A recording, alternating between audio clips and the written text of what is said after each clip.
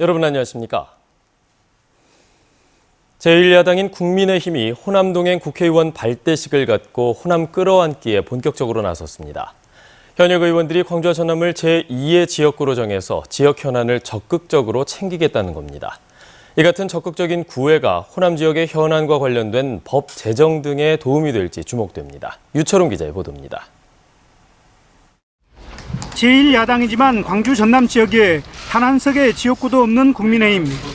하지만 김종인 비상대책위원장이 5.18 묘지를 찾아 사죄하는 등 호남에 다가서려는 적극적인 움직임을 보여왔습니다.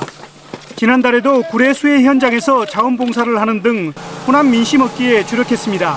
이번에는 국회의원 48명이 호남을 제2의 지역구로 삼겠다며 호남 동행 국회의원단을 발족시켰습니다. 이들은 광주 전남 자치단체와 소통창구 역할을 하고 예산 확보와 균형 발전에 앞장서겠다고 다짐했습니다. 우리 의원님들 그리고 여러분들이 제2의 고향이라고 생각하고 열심히 예산과 지역 발전을 위해서 뛰겠습니다. 민주당 측은 말이 아닌 행동으로 보여줄 것을 요구했습니다. 국민의힘의 호남 끼안기가 진정성을 가지려면 한정공대 특별법과 5.18 애국처벌 특별법, 여순사건 특별법 등 광주 전남의 현안과 관련된 법안 제정에 적극 협조해야 한다는 겁니다. 진정성을 가지려면 한정공대 특별법과 같은 호남 지역의 현안 문제들에 대해서 야당이 좀 더 적극적이고 정향적인 자세 전환이 필요하다고 생각합니다. 호남 동행을 선포한 국민의힘의 행보가 지역 현안 문제 해결의 청신호가 될지 광주 전남 유권자들은 주목하고 있습니다. KBS 뉴스 유철웅입니다. 전남 지역 국회의원과 김영록 전남지사가 시도 통합에 대해 공론화 과정이 필요하다는 데 의견을 모았습니다. 김승남 민주당 전남도당 위원장은 어제 열린 전남 의원과 지사 간의 정책간담회에서 광주 전남 행정통합이 실질적인 통합이 되려면 이해관계가 상충하는 집단과 지역이 모두 참여하는 공론화 과정이 필요하다는 데 의견을 같이 했다고 전했습니다.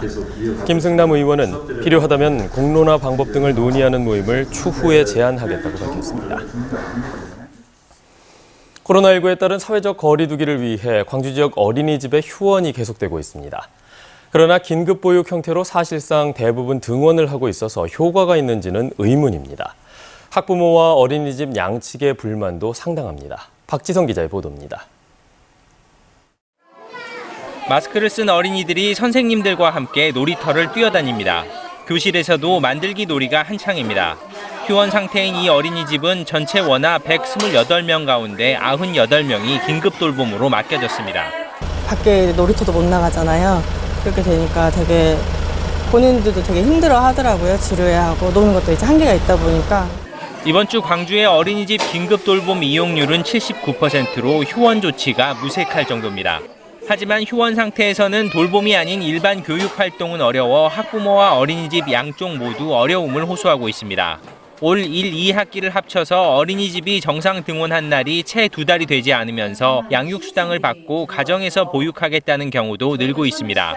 새로 등록해야 될 신입생들은 오지 않고 있는 기존 아이들은 뭐 이렇게 한 명씩 빠져나가고 이런 어려움이 있죠. 유치원은 지난주부터 등교를 시작했는데 어린이집만 휴원이 이어지고 있는 상황도 부담입니다. 코로나19 그 확진자 발생 추이라든지 중대본의 결정 사항들을 종합적으로 검토해서 저희도 휴원 해제 여부를 결정할 그런 계획입니다. 일상 등원이 돼버린 긴급 돌봄 상황 속에 어린이집 휴원에 대한 방역 당국의 고민도 깊어지고 있습니다. KBS 뉴스 박지성입니다. 광주 도매시장의 각종 불법 거래 행위를 고발한 KBS의 보도와 관련해 광주시가 진상조사에 나섰습니다. 광주시는 어제 경제부 시장 주재로 회의를 열고 KBS가 보도에서 확인된 광주 도매시장의 가짜 경매와 서울 가락시장 농산물을 불법으로 떼와서 판매하는 원정 매수 거래 행위 등에 대해 전수조사하기로 했습니다. 광주시는 도매법인의 거래 명세서 등 관련 서류를 확인해 문제가 확인되면 관련 법에 따라 영업정지 등 행정조치를 취할 계획입니다. KBS가 보도한 광주 염주 실내 수영장의 코로나19 행정명령 위반에 대해 광주시가 경고 조치했습니다. 광주시는 염주 수영장 운영 과정에서 실내 체육시설 50인 이상의 집합 금지를 어긴 광주도시공사에 경고 공문을 보냈다고 밝혔습니다. 이와 함께 공공체육시설 30여 곳에도 코로나19 확산을 막기 위한 방역수칙 준수를 당부하고 위반 시 고발 등 조치를 하겠다고 통보했습니다. 프로축구 광주FC가 창단 처음으로 상위 6개 팀이 겨루는 파이널 A에 진출했습니다. 그런데 광주FC 전용구장과 연습장은 프로구단의 것이라고 말하기에 민망할 정도입니다. 잦은 비로 잔디 관리가 어려웠다고는 하지만 다른 구장들과 비교하면 그 차이가 너무 큽니다. 보도에 손준수 기자입니다. K리그 최강팀 전북 현대를 맞아 3대2로 앞서 나가던 광주FC. 후반 18분, 긴 패스로 날아온 공이 불규칙하게 튀어오르고 이 공을 받은 전북의 공격수 구스타보가 터닝슛으로 마무리하고 경기는 그대로 무승부로 끝났습니다. 사흘 만에 다시 경기가 열린 광주 축구 전용구장. 경기장 곳곳이 잔디가 파인 채 맨바닥을 드러내 프로축구장인지 의심스러울 정도입니다. 상대팀 감독들은 경기력은 물론 선수들의 부상으로 이어지지 않을까 걱정입니다. 썩 좋은 건 아닌데 저희도 그렇지만 광주도 선수들도 힘들어할 부분인 것 같아요. 광주 FC의 연습구장도 곰팡이가 핀 벽처럼 잔디 곳곳이 상했습니다. 심지어 가뭄처럼 땅이 갈라진 곳도 있습니다. 경기장과 연습구장을 관리하는 광주시체육회는 잦은 호우에다 태풍으로 어쩔 수 없이 잔디가 망가질 수밖에 없다고 말합니다. 하지만 태풍과 집중호우의 영향을 받은 타구장과 비교하면 차이가 확연합니다. 세면 몇 개 없다 보니까 잔디의 이용률이 높아지고 또 잔디 관리는 해야 되고 그러다 보니까 좀 그 잔디 상태가 좀 스트레스를 많이 받은 것 같습니다. 광주 축구 전용구장 잔디 상태와 관련해 축구계 안팎에서 비난이 쏟아지자 프로축구연맹은 광주FC 측에 개선 방안을 제출하라고 요청했습니다. KBS 뉴스 손주수입니다. 광주 군공항을 고흥에 이전하는 것에 반대하는 고흥 범군민 대책위원회가 꾸려질 것으로 보입니다. 성귀근 고흥 군수는 어제 고흥군청에서 기자 간담회를 열고 고흥군과 읍면 대표 등으로 구성된 대책위원회를 꾸려서 국방부가 광주 군공항 이전 후보지에 고흥군을 검토하고 있는 것에 대해 대응할 계획이라고 밝혔습니다. 여수 국가산단의 대기 오염을 관리할 섬진강 유역환경청의 신설을 요구하는 건의안이 채택됐습니다. 여수시 의회는 어제 임시회에서 김영규 의원이 발의한 여수산단 대기 오염 물질 관리 강화를 위한 섬진강 유역환경청 신설 촉구 건의안을 가결해 이를 국회와 청와대, 각 정당에 보냈습니다.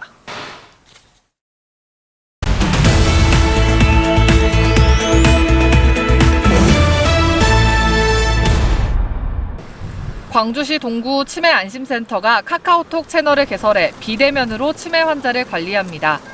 카카오톡 채널에서는 책 읽는 동구와 치매 예방운동, 인지강화 퀴즈 등을 매주 한 차례씩 게시해 코로나19 장기화에 따른 치매 관리 공백을 최소화할 예정입니다.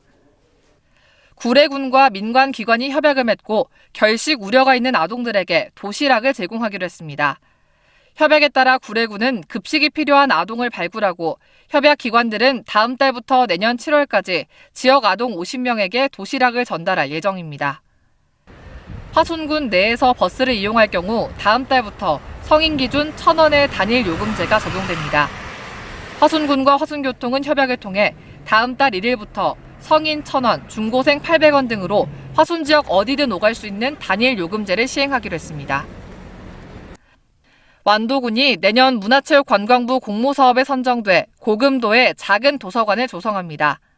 완도군은 사업 선정으로 1억 4천만 원을 지원받아 현재 건립 중인 고금 농어민 복지센터 내에 70제곱미터 규모의 도서관을 만들 예정입니다.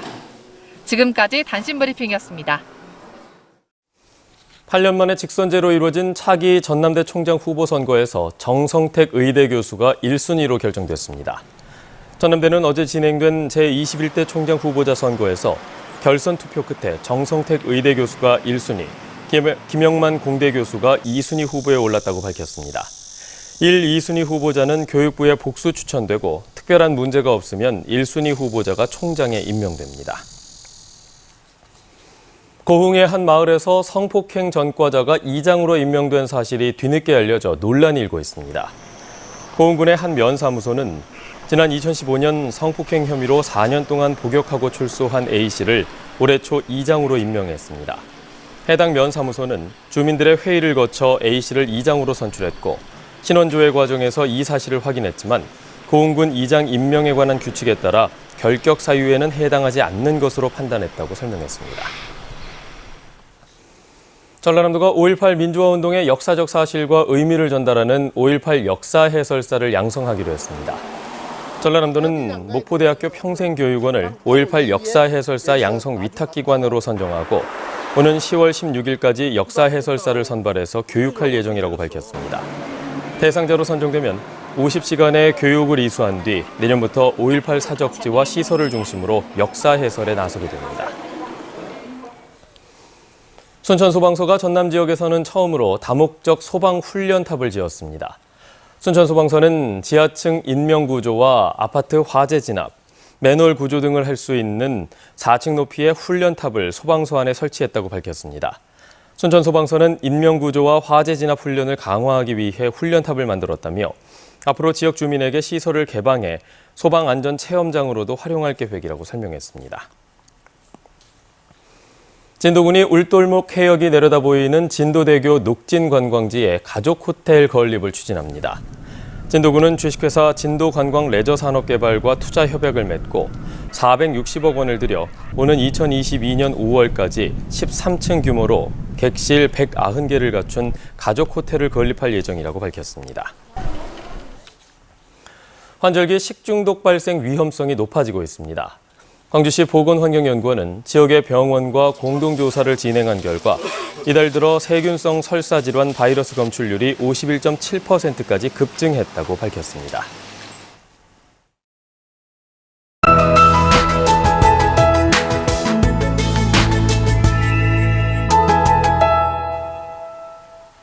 오늘 비가 오는 곳들이 있겠습니다. 제주도 남쪽 해상을 지나는 기압골의 영향을 받아 현재 전남 남해안 지역에는 5mm 안팎의 비가 내리고 있는데요. 오전까지 이어지겠고요. 이후로도 밤까지 산발적으로 빗방울이 떨어지는 곳들이 있겠습니다. 전남 남해안의 일부 도서 지역은 바람도 계속해서 강하게 불고 있는 만큼 시설물 관리 잘 하셔야겠습니다.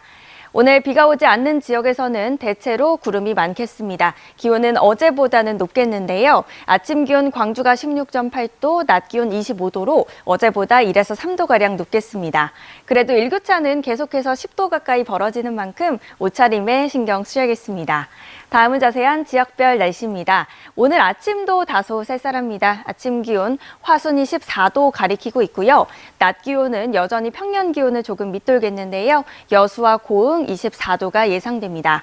목포의 낮 최고 기온 24도, 해남과 완도 25도까지 오르겠고요. 신안의 낮 최고 기온 24도가 예상됩니다. 남해서부 동쪽 먼바다에는 풍랑주의보가 내려졌습니다. 오늘 오전 중에 해제가 될 것으로 보이지만 그때까지는 바람이 강하게 불고 물결이 높게 일겠습니다. 내일부터는 다시 파란 하늘 보실 수 있겠고요. 주말에도 맑은 날씨가 예상됩니다. 기상정보 전해드렸습니다. 뉴스를 마칩니다. 여러분 고맙습니다.